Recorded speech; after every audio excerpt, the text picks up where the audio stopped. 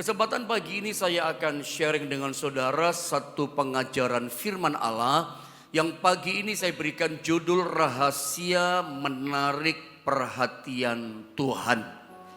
Saya akan ajak saudara sama-sama pagi ini belajar dari seorang tokoh Alkitab, dari seorang raja di Yehuda yang bernama Raja Amazia. Raja ini sudah melakukan apa yang benar, tetapi ada yang kurang. Sayangnya dia tidak melakukan semuanya itu dengan segenap hati. Kita baca dulu ayatnya. Saya mau jelaskan sesuatu yang penting buat setiap kita pagi ini. Bagaimana rahasia menarik perhatian Tuhan.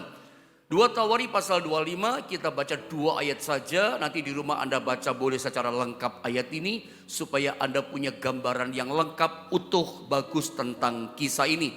Tapi karena waktu, kita baca cuma 2 ayat untuk kita belajar firman Allah pagi ini. Saya baca ayat 1, lalu ayat 2-nya sama-sama kita baca, saudara ya. 2 Tawari pasal 25 ayat 1 begini kata firman Allah. Amazia berumur 25 tahun pada waktu ia menjadi raja. Dan 29 tahun lamanya ia memerintah di Yerusalem. Nama ibunya ialah Yoadan dari Yerusalem. Ayat yang kedua sama-sama kita baca 2 dan 3. Ia melakukan apa yang benar di mata Tuhan, hanya tidak dengan segenap hati. Bagian pertama atau poin yang pertama yang saya coba lepaskan sama saudara, ingat tema yang kita belajar pagi ini, kita coba fokus bicara tentang rahasia menarik perhatian Tuhan. Saya ulang saudara ya, ini kita mau belajar bagaimana sih rahasianya supaya hidup kekristenan, hidup masing-masing kita itu bisa menarik perhatian Tuhan. Tuhan itu bisa tertarik gitu loh sama kita. Bagaimana caranya? Bagaimana rahasianya? Ini yang coba kita mau belajar, saudara. Saudara dikasih Tuhan bahwa begini ya, Tuhan itu tidak tertarik, atau gini lebih gampangnya, Tuhan itu tidak hanya sekedar tertarik doa-doa kita. Tuhan itu tidak hanya sekedar tertarik dengan pujian kita, bahkan juga dengan penyembahan kita.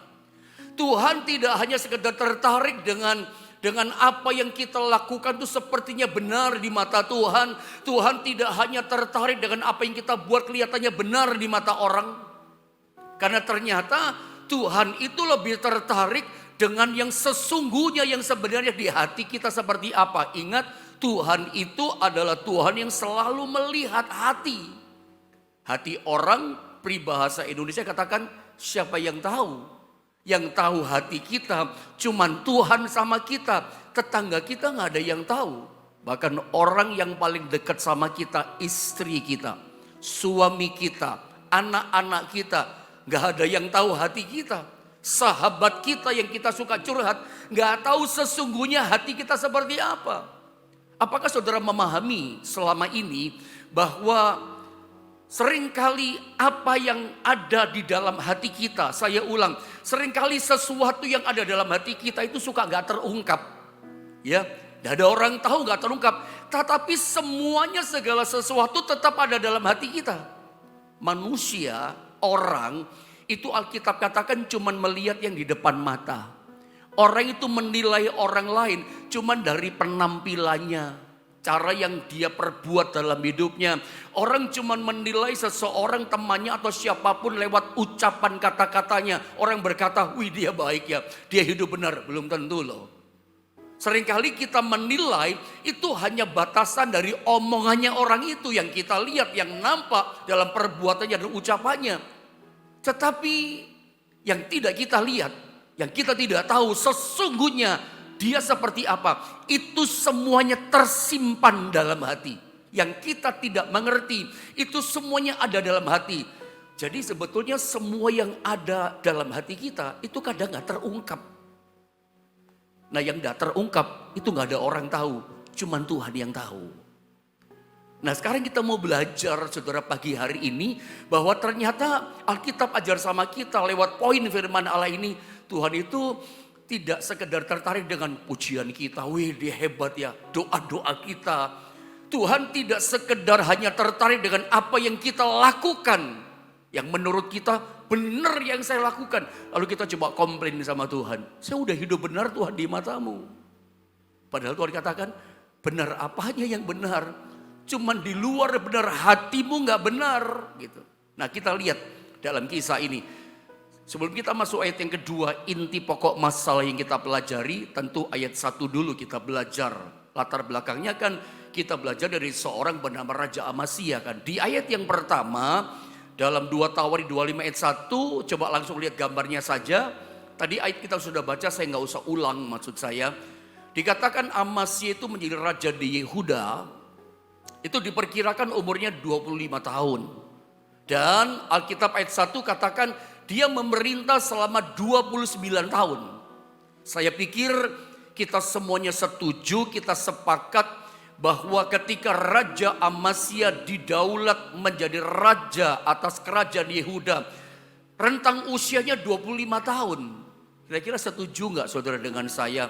Seseorang manusia rentang usia 25 tahun itu usia yang sangat muda ya. Sepakat ya, sangat muda. Di negara kita saja Indonesia secara konstitusi, secara undang-undang yang ada, kepala negara, pemimpin negara, sebutlah presiden, wakil presiden, itu dibatasi dengan undang-undang atau konstitusi menjadi seorang presiden, kepala negara dan wakil presiden. Itu umurnya dibatasi 40 tahun. Sedang ada usulan kalau boleh turun 35 tahun. Tapi selama ini yang berlaku secara konstitusi, undang-undang di negara kita, seorang presiden, kepala negara yang memimpin negara dan wakil presiden, itu umurnya 40 tahun. Kenapa mesti 40 tahun? Karena secara psikologis, orang yang umurnya 40 tahun itu dianggap dewasa. 40 tahun dianggap matang. Nah kita ketemu di ayat ini, sang Raja Amasya ketika dia didaulat menjadi seorang raja di kerajaan Yehuda yang ibu kotanya adalah Yerusalem, umurnya masih sangat muda, 25 tahun. Ini menarik loh. Lebih tertarik lagi, lebih menarik lagi ketika kita baca, saya baca di ayat yang kedua. Next gambar ini. Boleh sekali lagi kita baca ayat ini saudara ya. 2 Tawari 25 ayat yang kedua. Ada sesuatu yang sangat menarik dalam ayat ini. Ya, yang menggelitik hati kita. Penting rahasia ini kita pelajari. Mari bersama kita baca ulang sekali lagi ayat ini. 2 Tawari 25 ayat yang kedua. 1, 2, dan 3. Ia melakukan apa yang benar di mata Tuhan, hanya tidak dengan segenap hati. Raja ini, Amasya ini dikatakan dia melakukan apa yang benar di mata Tuhan. Tapi sayangnya ditutup dengan satu kalimat yang berkata begini. Hanya ini gak enak belakangnya. Hanya apa ditutupnya? Ia tidak melakukan itu dengan segenap hati. Mungkin dengan 3/4 hati. Dengan setengah hati atau jangan-jangan dengan 1/4 hati. Dia merasa saya sudah melakukan dengan benar. Kan dari awal saya katakan yang menarik perhatian Tuhan itu bukan sekedar apa yang kita buat itu benar di mata orang, di mata Tuhan. Bukan sekedar doa pujian penyembahan kita yang bisa menarik perhatian Tuhan. Tetapi yang di dalam hati kita itu selalu menarik perhatian Tuhan. Karena gini saudara, modusnya Tuhan, cara kerjanya Tuhan, beroperasinya Tuhan. Cuman satu yang dia lihat adalah hati kita. Yang orang gak bisa tahu, orang gak bisa lihat. Justru itu yang paling menarik, itu yang dilihat Tuhan, dianggap penting sama Tuhan. Ukurannya Tuhan, parameternya Tuhan, setiap kali apapun yang kita buat, apapun kita lakukan, menurut kita sudah benar. Tapi Tuhan lihat parameter kebenarannya itu dalam hati. Segenap hati enggak? Atau jangan-jangan gini masalahnya, kita sudah melakukan dengan benar, tapi sambil ngomel. Kita lakukan sih dengan taat, dengan benar firman Allah, sambil bersungut-sungut. Perintah lagi, perintah lagi. Suruh taat lagi, ngomel gitu. Coba Anda lihat PowerPoint gambar ini. Jadi kesimpulannya begini dari 2 Tawari pasal 25 ayat yang kedua yang barusan kita baca tentang Amasya yang kita pelajari. Jadi ternyata begini kesimpulannya, resumenya. Kita tidak cukup melakukan apa yang benar di mata Tuhan, termasuk sesama kita, nomor satu Tuhan tentunya. Tetapi Kita itu ternyata harus melakukannya dengan segenap hati. Kenapa segenap hati? Tuhan lihat hati. Modusnya Tuhan, cara beroperasinya menilai kita, parameternya selalu yang dilihat, yang diulik hati kita. Bukan yang di luar kita. Bukan perkataan kita, termasuk doa kita saja. Doa kita lahir dari hati yang benar enggak gitu loh. Yang kita buat secara manusia kita katakan sudah tepat, sudah taat, sudah benar. Tuhan tetap lihat hati kita. Kalau sambil ngomel itu nggak benar di mata Tuhan. Selalu penilaian Tuhan yang dilihat adalah hati kita. Kenapa sih mesti hati? Karena hati ini peranan penting. Saya suka bilang sama saudara ya, kita nggak pernah jadi Kristen yang benar. Kristen yang benar-benar cinta Tuhan gitu ya. Kita nggak pernah bisa jadi orang Kristen yang bertobat sebelum hati kita dibereskan. Nggak bisa. Ada mau hidup kudus, hati mesti beres. Mau bertobat tinggalkan dosa, mesti tekad berjuang keras. Hati dibereskan, hati mesti dihandle. Kalau Anda nggak bisa tangani hatimu, kita nggak bisa pegang hati kita, kuasai hati kita, nggak bisa kita berkenan sama Tuhan. Nggak bisa Tuhan cinta sayang kita, nggak bisa kita ngalami berkat mujizat, promosi ditinggalkan sama Tuhan, nggak bisa. Semuanya berangkatnya dimulai dari yang namanya hati, saudara. Semuanya hati, nggak bisa, semuanya hati. Anda mau contoh ayatnya? Ada ayatnya pendeta? Ada. Saya nggak mungkin menyampaikan sesuatu pada saudara yang tidak ada dasar ayatnya. Ini dasar ayatnya. Betapa pentingnya peranan hati. Kita nggak bisa jadi Kristen yang benar gitu ya. Kalau hatinya nggak beres, hatinya nggak benar. Ini contoh ayatnya, saya baca saja ya. Dalam Yehezkiel pasal 36, ada banyak ayat sih yang mengatakan perkataan ini dalam pasal yang sama ini. Tapi saya cuma munculkan 2 ayat buat setiap saudara ya. Yehezkiel 36 ayat 26 dan ayat 27. Perhatikan baik-baik kalimat ayat ini. Kamu, kata Tuhan, akan kuberikan hati yang baru dan roh yang baru. Coba bilang sama-sama saya, hati yang baru dan roh yang baru. Coba tolong ketik dong, chatting di channel YouTube GSPDI Jombang atau di akun Facebook Jonas Lord Naftali, ada tulis begini. Hati yang baru dan roh yang baru. Hati yang baru dan roh yang baru. Ditaruh di mana? Yang namanya hati yang baru dan roh yang baru itu, firman Tuhan katakan ditaruhnya di dalam batinmu, di dalam hati kita, ya. Dan aku dikatakan akan menjauhkan dari tubuhmu hati yang keras dan kuberikan kepadamu hati yang taat. Saya lanjut 27. Rohku, Roh Kudus maksudnya, akan kuberikan diam di dalam batinmu dan aku akan membuat kamu hidup menurut segala ketetapanku dan tetap berpegang pada peraturan-peraturanku dan melakukannya. Tadi saya barusan katakan sama saudara, semuanya ditentukan yang di dalam hati kita loh. Anda mau jadi orang benar, hati kita dibereskan. Mau bertobat, berjuang bereskan hati kita dengan tekad. Kalau enggak bisa kita bertobat. Kalau enggak bisa kita 100% sepenuhnya meninggalkan hidup lama kita. Makanya yang dilakukan oleh Tuhan ketika kita menjadi ciptaan yang baru atau ketika kita mengalami yang namanya kelahiran baru yang dijamah sama Tuhan itu apa? Hati kita yang dijamah. Anda paham saudara ya? Ketika seseorang, setiap kita mengalami jadi Kristen yang mengalami kelahiran baru. Apa sih yang dijamah sama Roh Kudus? Apa yang dijamah Tuhan coba? Hati kita yang dijamah. Tuhan tuh bereskan hati kita supaya punya hati yang baru dan roh yang baru. Karena Alkitab katakan kalau hati kita sudah dibaharui, apa yang terjadi? Ayat ini katakan kita baru bisa berpegang pada perintah dan peraturan-peraturannya dan melakukannya dan menghidupinya dan mentaatinya. Bagaimana kita bisa berpegang pada peraturan, melakukannya, pegang erat, nggak bergeming, nggak geser 1 senti pun, tetap melakukan, hatinya beres. Makanya saya tulis di statement berikutnya ini, jadi hati kita itu sangat menentukan apakah kita itu melakukan sesuatu atau tidak.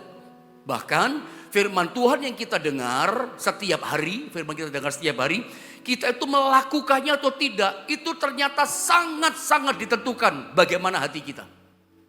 Jadi kalau kita lihat orang Kristen sedikit-sedikit taat, dia pegang peraturan Tuhan, sedikit-sedikit ngomong, dia ingatkan kita, ingat loh firman Tuhan, gak boleh begitu loh.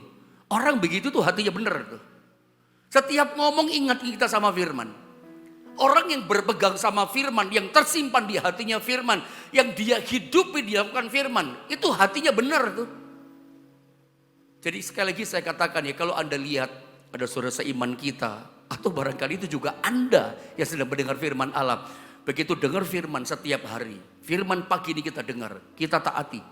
Besok dengar lagi, kita taati. Ketika ada seorang anak Tuhan sedikit-sedikit taat, wah itu hatinya taat itu, hatinya benar itu. Saya ingin mencoba pagi ini membawa saudara pada satu level pemahaman yang baru gitu ya. Naik level gitu, bahwa dalam kehidupan kita itu kita mesti sampai pada titik yang baru, pada satu checklist yang baru, bahwa kita ini nggak cukup melakukan itu hanya semata-mata benar saja. Tetapi kita melakukan yang benar menurut kita tuh harus dengan segenap hati. Karena Tuhan lihat hati. Saya ulang, saya mau bawa saudara satu pemahaman yang naik lagi levelnya.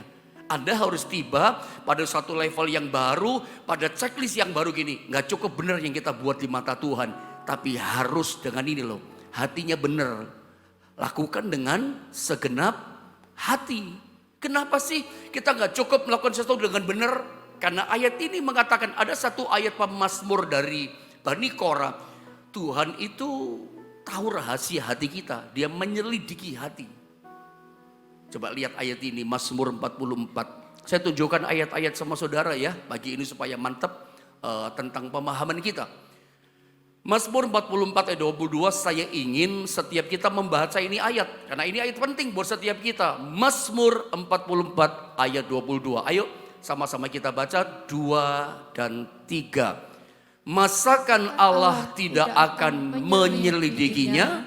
Karena ia mengetahui rahasia hati. Orang boleh gak tahu hati kita. Kita tahu, Tuhan juga tahu. Jadi kita gak bisa berdusta sama Tuhan. Jadi kita itu gak bisa kayak saya bilang tadi, komplain sama Tuhan. Tuhan, saya udah melakukan semua dengan benar. Tuhan katakan, ya udah benar. Tapi kamu gak melakukan segenap hati. Tuhan tidak pernah gagal untuk bisa tahu apa yang ada di hati kita. Sebab Alkitab katakan Mazmur 44 ayat 22. Dia Tuhan yang selalu areanya menyelidiki hati. Begitu dia lihat perbuatan kita. Yang diukur sama Tuhan apa dilihat? Diselidiki hati kita. Ini firman yang bilang. Yang dilihat adalah apa? Rahasia hati kita. Jadi betapa pentingnya tentang yang namanya rahasia hati ini. Yang hati kita di dalam ini bagaimana gitu. Tadi kita belajar tentang Raja Amasya dalam 2 Tawari 25 ayat yang kedua. Sebetulnya Raja Amasya ini raja kurang apa di ayat ini? Ayat ini mengatakan ia melakukan apa yang benar di mata Tuhan. Hanya ini sayangnya tidak dengan segenap hati. Coba kita renungkan, posisikan diri kita sebagai orang yang bernama Amasya ini. Mungkin selama ini kita merasa seperti Amasya. Kita komplain sama Tuhan. Kita kayak protes sama Tuhan. Kok doa saya gak dijawab sih Tuhan? Kok saya sampai sekarang belum mengalami sesuatu kebaikan dari doa saya. Kesetiaan saya berdoa. Kesetiaan saya datang dalam ibadah. Sepertinya saya belum mengalami hal yang baik. Perkembangan yang baik. Hidup saya kok cuman gini-gini saja. Kita mulai boring, kita mulai jenuh. Tunggu dulu. Kita nggak cukup hanya sekedar komplain protes sama Tuhan. Lalu kita pamerkan, saya udah hidup benar Tuhan. Sorry ya saya katakan, kalau kita mau pamer sama Tuhan, kalau kita pamerkan gini loh. Hatiku ini loh Tuhan. Kalau udah mau pamer, hati kita pamerkan. Bukan perbuatan kita. Bukan kekayaan kita. Bukan kesuksesan kita. Kesuksesan dari siapa? Sebesar-besarnya kita, semakmur-makmurnya kita, semua Tuhan yang beri, dia lebih besar dari semuanya. Kalau Anda mau pamer sama Tuhan, sorry ya kata-kata ini, yang kita pamerkan bukan ini dan itu semua. Kalau Anda mau pamerkan, ini loh Tuhan hatiku. Aku melakukan ini semuanya dengan hati yang benar. Aku melakukan ini dengan segenap hatiku. Saya ini coba tunjukkan sama saudara. Sejujurnya saya sebagai hamba Tuhan, sebagai gembala, saya masih banyak sekali kekurangan. Kurang dalam pengetahuan saya. Kurang dalam pengertian saya untuk saya mencoba mengajar, menyampaikan rahasia firman. Ada banyak sebetulnya sesungguhnya kalau saya jujur berkata apa adanya. Banyak yang saya tidak tahu. Banyak hal yang saya nggak mengerti. Dari kata kalimat ayat firman yang setiap hari saya baca. Banyak saudara ya. Anda seringkali memandang saya. Wah pendeta bisa khotbah. Pendeta bisa ngomong begini itu. Ngomongnya banyak pendeta kalau khotbah. Tapi kalau saya jujur terbuka kepada Anda. Saya ini tipe orang yang pendiam. Kadang kalau nggak dijak ngomong. Ya nggak ngomong gitu. Ya, teman-teman saya termasuk orang-orang yang di atas di GSP, dia saya katakan ini Yohanes ini pendiam, gak diajak ngomong, gak ngomong. Mau ngomong apa gitu saudara ya. Saya menyadari kekurangan saya banyak, pengertian saya dalam banyak hal terbatas. Tetapi seperti bahasa tadi bukan kesombongan ya. Tapi kalau saya mau pamer sama Tuhan ya cuma satu saya pamerkan Tuhan. Saya memulai pelayanan ini, saya tunjukkan dengan hati yang benar. Dengan hati yang seperti ini loh Tuhan. Saya percaya Anda bekerja. Kalau Anda berkata, oh saya pengalaman kerja. Di atas saudara ada banyak orang lebih berpengalaman loh. Zaman sekarang kerja menurut saya kita nggak bisa cuma mengandalkan skill, kepintaran, kesarjanaan, termasuk modal. Karena kesuksesan itu ternyata ditentukan oleh ini. Attitude ya, sikap hati. Anda pasti setuju dengan saya. Dan itulah pandangan dunia juga. Kadang ada orang pinter, orang jauh punya bahasa, kelakuannya mencekno, nggak bisa sukses dia, nggak bisa dipromosikan. Pinter, S3, doktor, profesor barangkali dalam bidang keilmuannya itu. Pinter dia pengetahuannya, pinter pemahamannya, punya pengalaman kerja yang jos. Ya, segala macam dia punya urusan kerjaan itu. Tapi kelakuannya dia, tingkah lakunya nggak bener, nggak suka orang dia, orang benci sama kelakuannya. Nggak bisa sukses orang begitu. Itu bicara apa sih? Attitude kan, sikap hati kan, kelakuan perbuatan. Semuanya berangkat dari hati kok. Itu di dunia, apalagi di mata Tuhan. Kita nggak usah pamer yang lain sama Tuhan. Tuhan, aku kerja ini Tuhan. Memulai bisnis ini, semua aku kerjakan. Cuman satu dengan hati yang benar Tuhan. Nggak macem-macem. Aku lakukan dengan sepenuh hati, pokoknya nurut sama Tuhan. Itulah yang kita pamerkan. Sayang Raja Amasya ini, mungkin dia protes, dia komplain. Saya sudah melakukan semuanya dengan benar Tuhan. Tapi Alkitab buka rahasianya. Kenapa akhirnya dia mengalami kehancuran? Karena dia tidak melakukan semua yang benar itu dengan segenap hati. Kayaknya seperempat hati, kayaknya setengah hati sambil melakukan, sambil ngomel. Sambil melakukan kayaknya ada yang tidak enak di hati sama Tuhan. Saudara, kekristenan itu bicara tentang cara hidup loh. Cara hidup itu ya kelakuan juga saudara, ya perbuatan kita. Yang di hati itu yang tercurah keluar. Dalam 1 Samuel pasal 16 ayat 7, ini kalau Anda baca secara lengkap ayat 1 sampai turun ke bawah, Anda pasti tahu cerita ini kan. Cerita tentang Nabi Samuel diutus oleh Tuhan datang ke Bethlehem untuk apa? Melantik, mengurapi, mentabiskan Raja Israel yang baru. Karena Tuhan sudah menolak Saul. Kenapa? Saul ini masalah di hati. Hatinya gak taat. Seringkali kita merasa gini, urusan gak taat itu urusan remeh buat kita kecil. Tapi itu sesuatu yang serius di mata Tuhan. Hati yang taat itu masalah besar loh. Itu masalah serius. Anda jangan pernah berpikir seperti model Saul. Ketidaktaatan kecil kan tidak apa-apa. Itu serius. Gara-gara dia nggak taat. Harusnya nunggu Nabi Samuel mempersembahkan korban sebelum perang. Minta petunjuk Tuhan sebelum perang. Samuel sebagai imam yang berdoa kepada Allah. Konteks perjanjian lama. Tapi ini raja. Apa istilahnya ya? Nyelonong gitu ya. Selonong boy. Dia mempersembahkan korban. Tugasnya kan raja dari Tuhan. Otoritasnya kan raja, memimpin rakyat, soal politik dan segala macam. Bukan urusan mempersembahkan korban, itu tugas pribadi. Itu tugas khusus maksud saya dari seorang imam. Dan Samuel itu selain nabi dia imam. Saul pikir, enggak apa-apa, fatal loh. Aku menolak dia. Aku telah memilih seorang yang berkenan di hatiku. Ada tahu siapa namanya? Daud namanya. Datang Samuel ke sana, ke Bethlehem. Ketemu Isai, mana anakmu? Eliab keluar. Coba lihat ayat 7 ini. Apa komentar firman tentang Samuel? Samuel pun hampir tertipu, hampir salah. Saya baca ya. 1 Samuel 16 ayat 7 saya baca. Tetapi berfirmanlah Tuhan kepada Samuel. Apa kata Tuhan? Janganlah pandang parasnya atau perawakan yang tinggi. Sebab, apa Tuhan ngomong soal Eliab? Aku telah menolaknya, menolak Eliab. Kenapa? Bukan yang dilihat manusia, yang dilihat Allah. Manusia jelas ya, melihat apa yang di depan mata. Samuel melihat, wah ini gagah, cocok jadi raja. Ganteng, tegap, prajurit lagi cocok jadi raja. Itu penilaian kita. Tapi kita nggak tahu apa yang tersimpan sesuatu di hati. Nggak ada yang bisa lihat. Milih jadi raja itu susah. Pemimpin negara. Setiap pemimpin negara itu datang dari Tuhan. Sorry saya katakan, memilih pembantu rumah tangga saja susah. Urusannya hati kan. Kelihatannya baik, iya bu, iya pak, iya om. Dan segala macam. Tapi hatinya kita nggak tahu. Ada banyak orang hancur, tertipu sama miliatan. Sorry ya saudara ya. Karena pembantu ini juga kan. Kelihatannya baik pak, saya percayakan semua. Tapi siapa yang tahu hati? Seperti itulah Tuhan. Hati itu penting saudara ya. Di dalam ayat ini Tuhan berkata kamu cuma lihat di depan mata. Ya. Tetapi Tuhan dikatakan apa? Melihat hati. Jadi ternyata kenapa sih Tuhan menolak Eliab? Karena Tuhan lihat hatinya gak beres. Karena hati itu menentukan cara hidupnya. Kalau hatinya gak benar, ya hatinya gak benar dong. Bertobat hidup benar, hati dulu mesti benar.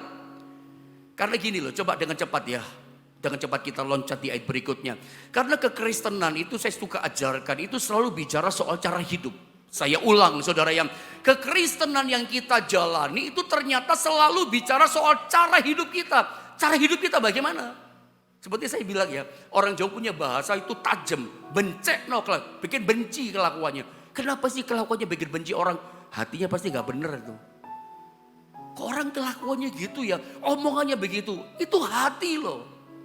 Coba saya baca ayatnya, Efesus 5 ayat 15. Karena itu perhatikanlah dengan seksama. Apa yang harus kita perhatikan? Bagaimana kamu hidup. Ini dasar ayatnya. Kenapa saya berani berkata kepada saudara, hei saudara, bapak ibu saudara, kekristenan itu bicara cara hidup loh. Bagaimana cara hidup kita? Bagaimana cara hidupku, cara hidupmu di mata Tuhan, di mata sesama. Tuhan katakan, karena itu perhatikanlah dengan seksama bagaimana kamu hidup. Jangan ya, seperti orang bebal, kayak orang dunia. Bebal itu susah dibilangin, susah dinasehatin, itu bebal, tebal hatinya. Tetapi seperti orang arif, seperti orang bijaksana. Ditegur firman, terima kasih Tuhan. Aku mau lembutkan hatiku Tuhan. Itu cara hidup. Cara hidup di akhir zaman harusnya begini. Dengar firman Tuhan, tobat kita. Itu namanya hati kita benar. Karena cara hidup kita ditentukan. Cara hidup oleh hati kita yang benar. Karena kekristenan itu bicara perbuatan, cara hidup. 1 Petrus 1 ayat 18 sampai 19, ini jelas ya, ini ayat mengatakan, saya baca beberapa ayat untuk saudara, tapi ini jelas, yang Tuhan tebus itu cara hidup loh. Kita lihat ayat ini ya, ini dasar yang kuat, kekristenan itu bicara cara hidup. 1 Petrus 1, 18-19 ayatnya, sebab kamu tahu bahwa kamu telah ditebus. Ditebus dari apa? Dari cara hidupmu yang sia-sia, clear, jelas. Yang kamu warisi dari nenek moyangmu, itu bukan dengan barang yang fana, bukan pula dengan perak atau emas, melainkan dengan apa? Dengan darah yang mahal, yaitu darah Kristus yang sama seperti darah anak domba yang tak bernoda dan tak bercacat. Ayat ini berkata kepada kita, ketika kita percaya pada Yesus, darahnya itu menebus. Apa yang ditebus? Bukan cuma dosa, kejahatan kita, pemberontakan kita. Bukan cuma kenajisan, kekotoran kita yang ditebus oleh darah Kristus. Apa yang ditebus kemudian? Cara hidup kita ditebus. Makanya ngalami kelahiran baru. Hati kita dijamah. Kekristenan bicara cara hidup. Ketika dia mati, darahnya ditumpahkan. Ayat ini dasarnya kuat buat setiap kita. Cara hidup kita yang sia-sia ditebus, yang kita warisi dari nenek moyang kita. Dengan singkat, saya bawa saudara pada poin berikutnya.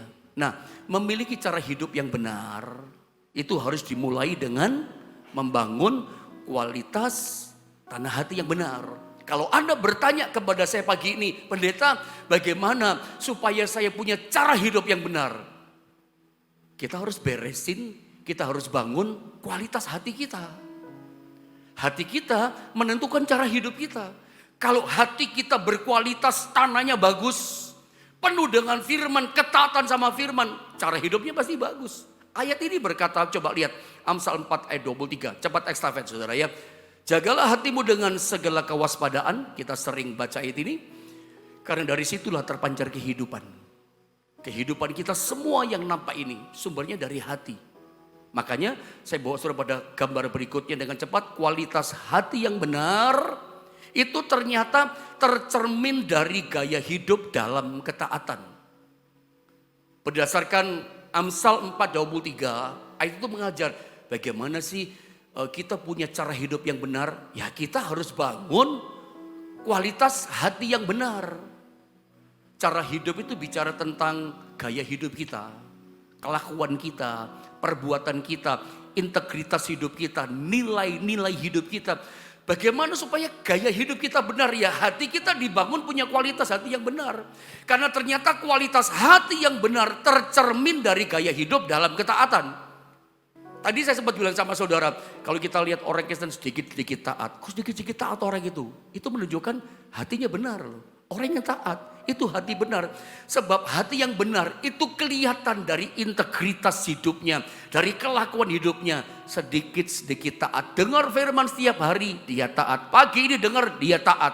Itu hatinya benar itu. Ada ayatnya pendeta? Ada.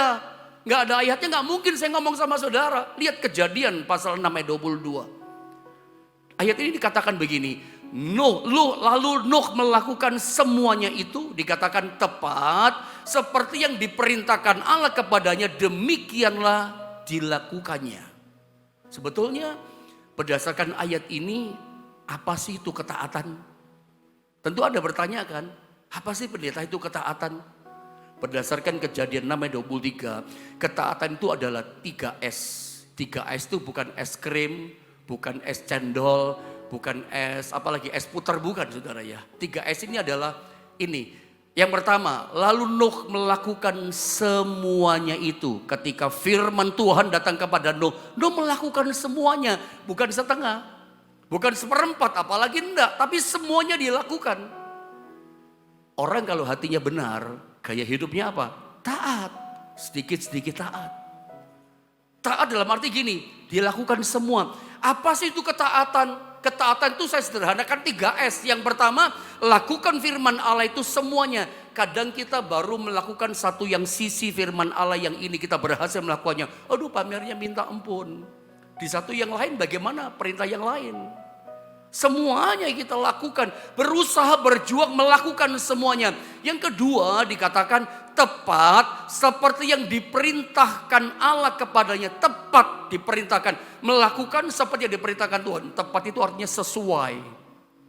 S yang kedua, sesuai dengan yang Tuhan mau. Orang melakukan semua perintah Tuhan dengan bagus. Perintah Tuhan dia lakukan, perintah Tuhan dia kerjakan. Tapi gak sesuai dengan yang Tuhan mau. Bocah dong. Yang Tuhan mau, lakukanlah semua perintah Tuhan. Itu tepat seperti yang dia mau. Sesuai yang Tuhan mau. Itu namanya taat. Yang ketiga, arti ketaatan itu adalah segera. Demikianlah dilakukannya. Nuh melakukan. Demikian dilakukannya itu artinya segera, gak nunggu besok, gak nunggu satu minggu lagi deh, 7 hari lagi deh saya melakukan, enggak. Begitu dia dengar firman, dia berjuang berusaha melakukannya. Jadi sederhana saudara ya. Ketika kita hidup dalam ketaatan menunjukkan hati kita benar. Orang benar itu kelihatan dari gaya hidupnya, gaya hidup yang taat. Orang kalau punya hati yang benar, inilah rahasia menarik hati Tuhan. Orang boleh nggak tahu hati kita, tapi Tuhan lihat hati kita. Kalau hatimu benar, kualitas hatinya benar, itu nampak dalam gaya hidup, ketaatan pada perintahnya. Orang seperti inilah yang akan dipromosikan oleh Tuhan. Orang ini akan menarik perhatian Tuhan. Saya coba tunjukkan tips yang praktis buat kita. Saya ulang, saya coba lepaskan, ajarkan satu tips yang praktis bagaimana rahasia menarik perhatian Tuhan. Ya ini. Ada mesti punya gaya hidup yang benar. Gaya hidup benar adalah gaya hidup dalam ketaatan. Dimulai hati kita benar. Daud itu dipromosikan karena hatinya setia, hatinya benar, hatinya taat. Tetapi Salomo juga itu karena hati yang taat, hati setia sama bapaknya diangkat. Usia 12 sampai rentang 17 tahun dia diangkat jadi raja. Masih sangat muda. Tapi Tuhan kasih hikmat yang luar biasa. Tuhan lengkapi dia. Kenapa? Dia punya hati kayak bapaknya. Hati yang setia, hati yang taat sama Tuhan. Hati yang suka berkorban. Di Gibeon dia persembahkan 1000 korban. Lembu. Hitung sekarang dengan nilai uang. Hatinya seperti itu. Tapi ingat, itu promosi karena hati. Dia jatuh hancur juga masalah hati. Hatinya berpaling dari Tuhan. Menyembah dewa-dewa, menyembah Baal dan segala macam. Karena hatinya serong, hatinya mulai jahat, berpaling dari Tuhan. Hancur kehidupan Salomo. Kerajaannya itu pecah dua, hancur di tangan Salomo. Setelah anaknya pecah. Gak ngalami promosi lagi. Kenapa? Tuhan lihat hati. Ini tips praktis, tips sederhana. Bagaimana kekristenan hidup kita menarik perhatian Tuhan. Ada punya hati yang benar. Hati yang benar nampak dalam kelakuan gaya hidupnya. Gaya hidup dalam ketaatan. Lakukan semua perintah Tuhan sesuai dengan yang diinginkan Tuhan. Dan segera begitu dengan firman mengerjakannya. Tuhan berkati saudara. Selamat Anda menikmati promosi. Dan selamat Anda menikmati menarik perhatian Tuhan. Tuhan lihat hati setiap kita.